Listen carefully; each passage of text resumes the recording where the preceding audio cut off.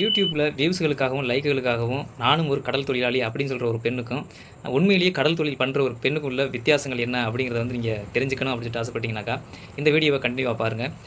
இந்த இருக்காங்க பார்த்தீங்களா, இந்த பெண்ணோட பேர் வந்து பாலம்மா அப்படின்னு சொல்கிறது. இவங்க வந்து ஆரம்பத்திலிருந்தே கடல் தொழில் தான் பண்ணிக்கிட்டு வர்றாங்க. நம்ம ஊரில் தான் கல்யாணம் முடிச்சது, அதாவது ஏர்வாடியில் வந்து கல்யாணம் முடித்தாங்க. கல்யாணம் முடிச்சதுலேருந்தே ஹஸ்பண்ட் அண்ட் ஒய்ஃப் வந்து கடல் தொழில் தான் பண்ணிகிட்டு இருப்பாங்க. ஒரு சின்ன படகுல வந்து கையில் மரம்புட்டி வச்சுட்டு போவாங்க பார்த்தீங்களா, அந்த படகுல கடல் தொழில் தான் பண்ணிக்கிட்டு இருந்தாங்க. இடையில ஒரு துரதிருஷ்டவசமாக வந்து இவரோட ஹஸ்பண்ட் வந்து இறந்து விட்டாங்க. அதாவது இந்த பாலம்மா அப்படிங்கிற பெண்ணோட ஹஸ்பண்ட் இறந்து விட்டாங்க. இறந்ததுக்கு அப்புறமா அந்த குடும்பத்தோட மொத்த சுமையும் வந்து இந்த பாலம்மா அப்படிங்கிற பெண்ணுக்கே வந்துருச்சு. இந்த குடும்பத்தில் மொத்தம் 4 பேர். 4 பேரில் அப்பா அம்மா தவிர 2 பெண் குழந்தைகள். இந்த கனிச்செல்வம் அப்புறம் பாலம்மா அப்படிங்கிற தம்பதியருக்கு வந்து 2 பெண் குழந்தைகள் இருக்காங்க. இந்த 2 பெண் குழந்தைகளையும் பாரம் சுமக்க வேண்டிய பொறுப்பு வந்து இந்த பாலம்மா கைக்கு வந்ததுக்கப்புறமா இவங்க வந்து முழு நேர கடல் தொழிலாளியாகவே ஆகிடுறாங்க. என்னென்ன கடல் தொழில் இருக்குது அப்படிங்கிறத வந்து இந்த பாலம்மா அவர்கிட்ட கேட்டாலே போதும், எல்லாமே தெரியும். கடலில் வந்து என்னென்ன தொழில் பண்ணலாம், எந்த நேரம் என்ன காற்று வரும், இந்த மாதிரியான எல்லா விவரங்களுமே வந்து இவங்களுக்கு தெரியும். இதெல்லாம் வந்து சாதாரணமாக நான் ஒரு யூடியூபருக்கு வந்து தெரிய வாய்ப்பே கிடையாது. என்னன்னாக்கா, யூடியூப்பில் வீடியோ போடுறவங்க என்ன பண்ணுவாங்க, வருவாங்க ஃபைபரில் நானும் கடல் தொழிலாளி தான் அப்படிங்கிற மாதிரி சொல்லிட்டு அதில் உள்ள விவரங்களை மட்டும் சேகரித்து அதை வியூஸுக்காண்டி அப்லோட் பண்ணிட்டு போயிட்டே இருப்பாங்க. ஆனால் இவங்க அப்படி இல்லை. இவங்க வந்து கடல் தொழில் தான் பண்ணுறாங்க. வேறு எந்த தொழிலுமே தெரியாது. கடலில் மீன் பிடிக்க தெரியும், நண்டு பிடிக்க தெரியும், வலை கட்ட தெரியும், மாட்டு பிடிக்க தெரியும், பாசி அள்ளுவாங்க, பாசி அள்ளுறதுக்கு போக தெரியும், வர தெரியும், இன்ஜின் பிடிச்சி ஓடுவாங்க. எல்லாமே கடல் சம்மந்தப்பட்ட தொழில் தான் தெரியும். கடல்லேருந்து நீங்கள் வெளியில் எடுத்து வேறு ஏதாவது தொழில் பண்ணுங்கள் அப்படின்னு சொல்லிட்டு இந்த பாலம்மாவுக்கு நீங்கள் என்ன கொடுத்தாலும் சரி, அவங்களுக்கு அந்த தொழிலை வந்து பண்ண தெரியாது. இப்போ வந்து நாங்கள் நண்டு வலைக்கு போயிட்டுருக்கோம். நண்டு வலை இல்லாமல் மீன், கனவா இந்த மாதிரியான மூச்சுகளை வந்து தம் கட்டி தண்ணிக்கு அடியில் ஓடி மீன் பிடிக்கக்கூடிய தொழில் கூட இவங்களுக்கு வந்து தெரியும். கிட்டத்தட்ட எனக்கு விவரம் தெரிஞ்சு இவங்க வந்து ஒரு 20 வருஷமாக தொழில் பண்ணிட்டு இருக்காங்க. அவங்களோட ஒரு 10-11வது வயசுலேருந்து ஒரு 20-25 வருஷமாக இந்த தொழில் தான் பண்ணிகிட்டு இருக்காங்க. முன்னாடி ஹஸ்பண்ட் அண்ட் ஒய்ஃப் ஜோடியாக போய் பண்ணுவாங்க.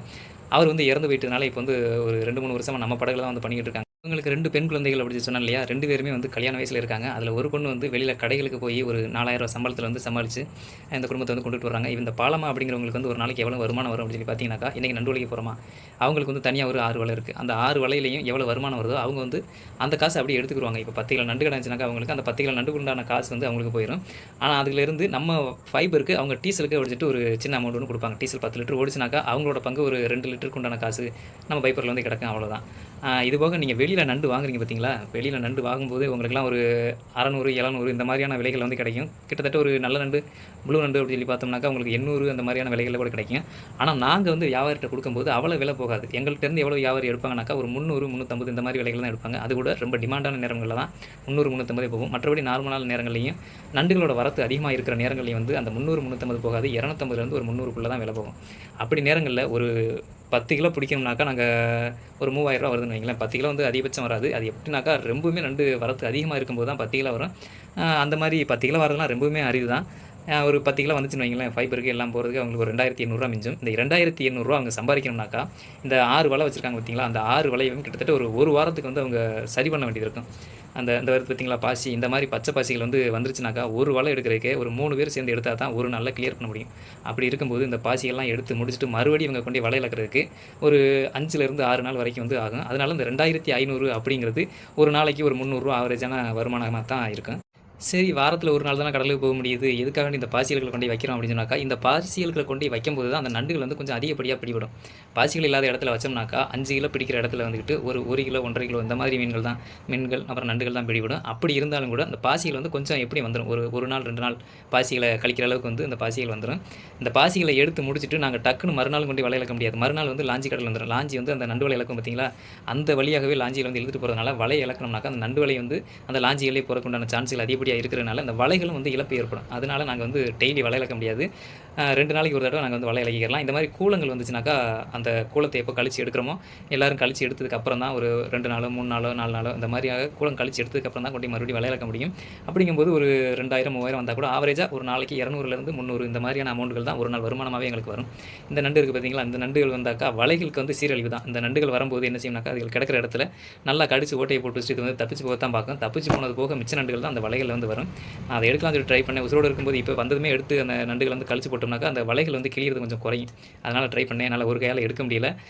இந்த இப்போ நண்டு எடுக்கிறாங்க பார்த்தீங்களா, முதல் நாள் ஃபஸ்ட்டு நீங்கள் பார்த்த வீடியோ வந்து நாங்கள் வந்து நண்டு வலையை முதல் நாள் கொண்டு இலக்கிடுவோம். அந்த வீடியோ தான் முதல்ல ஓடிச்சு. இது வந்து 2வது நாள் போய் நாங்கள் வலை பிடிக்கிற வீடியோ. இதுதான் நண்டுகள் வர்றது. ஒரு நாள் கொண்டு முதல்ல வலை இலக்கணும். வலை இலக்கிட்டு கரையை வந்துருவோம். கரை வந்ததுக்கப்புறம் அடுத்த நாள் காலையில் 2 மணிக்கு மறுபடியும் அந்த இடத்துக்கு போய் அந்த விட்டுட்டு அந்த வலைகளை வந்து பிடிச்சிட்டு வரணும். இந்த மாதிரியான நேரங்களில் பெரிய வள்ளங்கள் வந்து அந்த இடத்துல வலை வச்சுனாக்கா இந்த வலைகள் வந்து அழியறதுக்குண்டான வாய்ப்புகள் இருக்குது. அப்புறம் லாஞ்சி கடல் அன்னைக்கு வச்சோம்னாக்கா இந்த வலைகள் வந்து லாஞ்சியோட இழுத்துட்டு போகிறதுக்கும் சான்ஸ்கள் இருக்குது. இந்த வருமான இழப்பு அப்படிங்கிறது வந்து இதில் தான் இருக்கும். மற்றபடி இந்த நண்டுகளோட வரவு குறைவு இந்த மாதிரியானதுகள் வந்து இருக்காது. அதில் பெரிய லாஸ் இருக்காது. ஏன்னா நம்ம கொண்டு விட்டுட்டோம்னாக்கா ஒரு 2 கிலோ 3 கிலோ நண்டு வந்துட்டாலே ஒரு 500 600 வந்துடும். வருமானங்கள் இழப்பு கிடையாது. இந்த லாஞ்சிகளும் பெரிய பெரிய வள்ளங்களை இழுத்துட்டு போகிறதுனால மொத்த மூலதனமே போகிறதுனால தான் ஒரு இழப்பு அப்படிங்கிறதே வந்து உண்டாகும். இந்த வலைகளில் வர்றது கூலங்கள்னாக்கா அந்த பாசிகள் மட்டும் வராது. கடல் பாசிகள்னு சொல்லுவோம். அது மட்டுமே வராது. நீங்கள் ஆரம்பத்தில் பார்த்தீங்களா பச்சை கலரில் வந்துச்சுல அதுதான் கடல் பாசிகள். அதுக்கு பேர் வந்து தாளம் பாசிகள் அப்படின்னு சொல்லுவோம். இந்த மாதிரியான ஸ்டார்கள் வரும். அப்புறம் கோடாலின்னு சொல்கிற ஒரு வகையான ஒரு உயிரினம் ஒன்று வரும். அதுக்கப்புறமா அந்த தேவையில்லாத நண்டுகள், நத்தைகள் இந்த மாதிரி இது வரும். அப்புறம் குதிரைமுள்ளி, யானைமுள்ளி சங்கு அப்படி 2 சங்குகளோட சின்ன சின்ன குஞ்சுகள் இருக்கும். அந்த சங்குகளும் இந்த வலையில் வரும். அப்படியான நேரங்களில் இன்னும் கூடுதலான சிரமங்கள் வந்து உண்டாகும். அதையும் எல்லாத்தையுமே சரி பண்ணணும். இந்த மற்ற வீடுகளில் வந்து ஆண்கள் இருக்கிற வீடுகளில் வலைகள் வந்து டக்கு டக்குன்னு மாற்றிடுவாங்க. எப்படின்னா ஒரு வாரம் பயன்படுத்துகிறாங்களா அந்த வலையை, நண்டு வலையை பொறுத்தவரை ஒரு வாரம் பயன்படுத்தினா தான் அந்த வலை கொஞ்சம் நல்லாயிருக்கும். இந்த மாதிரி நண்டு வர இடங்களை வந்து கிழிச்சு அப்படியே ஓட்டையாக போட்டு விட்ருவோம். அதனால் ஒரு வாரத்துக்கு ஒரு தடவை வலையை மாற்றிட்டாக்கா நல்லாயிருக்கும். வருமானம் கொஞ்சம் வந்துக்கிட்டே இருக்கும். ஆண்கள் இருக்கிற இடத்துல வந்து இந்த மாதிரியான பிரச்சனைகள் இல்லை. டக்கு டக்குன்னு அவங்க ஒரு நாள் கடலுக்கு போகிறாங்களா வந்து மிஞ்சி இருக்கிற நேரங்களில் ஒரு வலையை வந்து வேலை பார்த்து ரெடி பண்ணி வச்சுருவாங்க.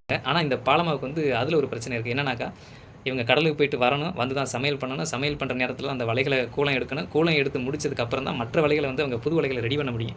அப்படியான நேரங்களில் இவங்க டக்குன்னு மறுபடியும் புது வலைகளை போடுறதுக்கு வந்து சிரமங்கள் உண்டாகும். இந்த இருக்குது பார்த்தீங்களா, இந்த பையை நிறச்சி எடுத்தாக்கா ஒரு 1000 ரூபா போகுங்க. இந்த பை ஃபுல்லாகவே நிறச்சி எடுத்துட்டோம்னாக்கா ஒரு 1000 ரூபா போகும். அது அந்த ப்ளூ நண்டாக இருந்துச்சுனாக்கா 1000 ரூபா போகும். இந்த இப்போ பிச்சு போட்டாங்க பார்த்தீங்களா பொட்டு நண்டு. இந்த பொட்டு நண்டை வந்து அது பை நிறையா நிறச்சாக்கா இந்த சொல்லுவோம்ல கை நிறையா வக்கை கட்ட என்ன செய்ய அள்ளி என்ன செய்ய அப்படின்னு சொல்லிட்டு அந்த மாதிரி கதையாக தான் ஆகி போயிடும்.